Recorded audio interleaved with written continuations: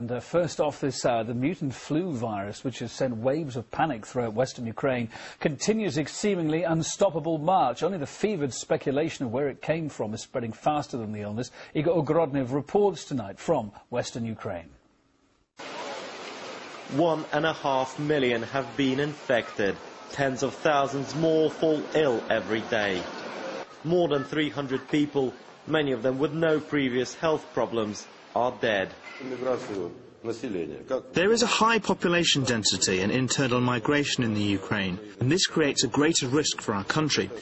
But the rapid spread of disease has given rise to rumours, finger-pointing and conspiracy theories. Doctors in western Ukraine have told of post-mortems where the lungs of the victims were said to be as black as charcoal, comparing the symptoms to the Spanish flu, which wiped out millions in 1918. Others even believe a pneumonic plague is to blame for the high death toll. Another theory, causing a frenzy on the internet, links the outbreak to deliberate mass spraying of chemicals by planes over Kiev. Local newspapers reported hundreds of eyewitness accounts suggesting this. And then there are those who claim the epidemic was engineered by pharmaceutical companies.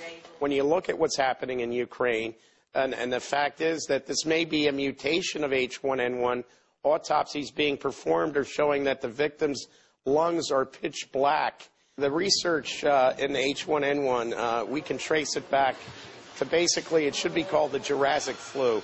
The DNA of a woman who died of the 1918 Spanish flu, the 1918 pandemic, was recovered from her corpse. The DNA was used to recreate this virus.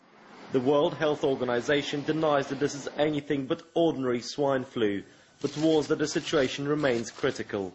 This is a virus which everyone is susceptible to, and we don't know in whom it will cause severe disease and in whom it might just cause mild disease. So everyone needs to take a precaution against this disease. The government response has come under attack. No vaccinations were given before the outbreak, and critics say not enough Tamiflu was stockpiled. Now the antiviral drugs have arrived, but there are uncertainties about who's being given access to them. People in the street say that ahead of the presidential election, politicians have used the crisis to boost their profile or shoot down their rivals. There's one piece of advice for the government: stop confusing the population.